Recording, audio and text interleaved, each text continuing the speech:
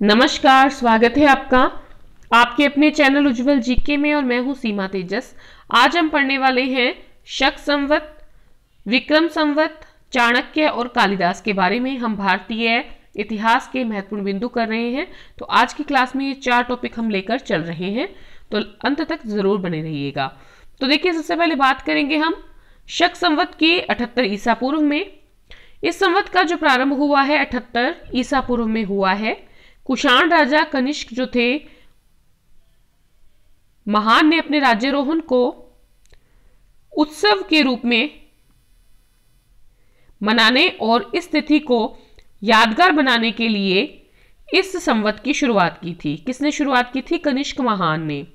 इस संवत की पहली तिथि चैत्र माह के शुक्ल पक्ष की प्रतिपदा है और इस तिथि पर कनिष्क ने अपनी राजसत्ता संभाली थी। चैत्र माह के शुक्ल पक्ष की प्रतिपदा। शक संवत भारत का राष्ट्रीय कैलेंडर है। भारत सरकार द्वारा इसे प्रयोग में लाया जाता है। भारत में इस संवत का प्रयोग वराह मिहिर द्वारा 500 ईस्वी से किया गया। यह संवत अन्य संवतों की तुलना में अधिक वैज्ञानिक है और त्रुटिहीन है। यह संवत प्रत्येक वर्ष में 22 मार्च को शुरू होता है और इस दिन सूर्य जो है विषुवत रेखा के ऊपर होता है। इसी कारण दिन और रात बराबर के समय के होते हैं। शक संवत के 365 दिन होते हैं और इसका लीप ईयर भी अंग्रेजी ग्रेगोरियन कैलेंडर के साथ ही होता है। लीप ईयर होने पर शक संवत 23 मार्च को शुरू होता है और उसमें 366 दिन होते हैं। एक अन्य विचार के अनुसार उज्जैनी में शक क्षत्रप चष्टन ने शक संवत का प्रवर्तन किया। अब बात करेंगे विक्रम संवत की। विक्रम संवत की शुरुआत जो हुई थी राजा विक्रमादित्य ने 57 ईसा पूर्व में की थी और कहा जाता है कि राजा विक्रमादित्य ने अपनी संपूर्ण प्रजा का ऋण खुद चुकाकर इस संवत की शुरुआत की थी। विक्रम संवत में समय की पूरी गणना सूर्य और चांद के आधार पर की गई है, यानी दिन, सप्ताह, मास और वर्ष की गणना पूरी तरह से वैज्ञानिक है। विक्रम संवत और शक संवत में अंतर दोनों संवतों के महीनों के नाम समान हैं। दोनों संवतों में शुक्ल पक्ष कृष्ण पक्ष भी है। अंतर सिर्फ दोनों पक्षों के शुरू होने में है।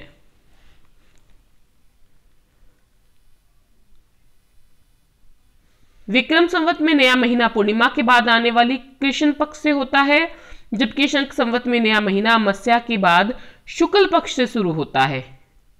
अमावस्या के बाद शुक्ल पक्ष से शक संवत की शुरुआत होती है। इसी कारण इन संवतों के शुरू होने के कारण तारीखों में भी अंतर आ जाता है। शक संवत में चैत्र के शुक्ल पक्ष की प्रतिपदा उस महीने की पहली तारीख है, जबकि विक्रम संवत में यह 16वीं तारीख है।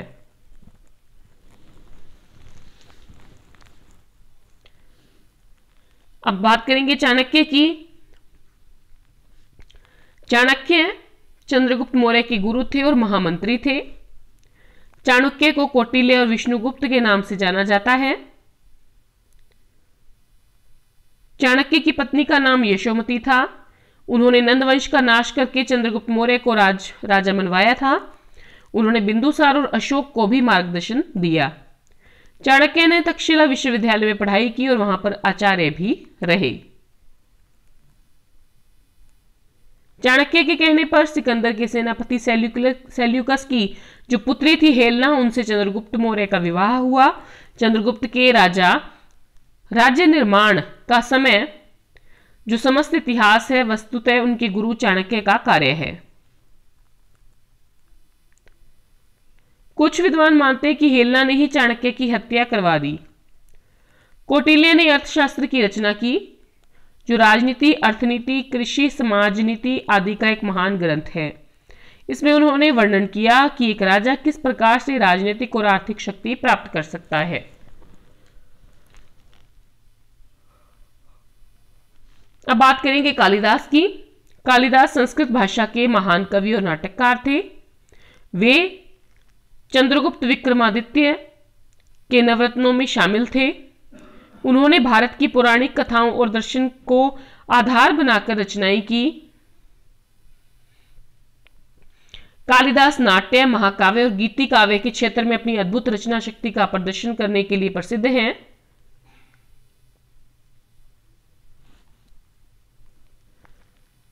उन्होंने भारत की पौराणिक कथाओं और दर्शन को आधार बनाकर रचनाएं की।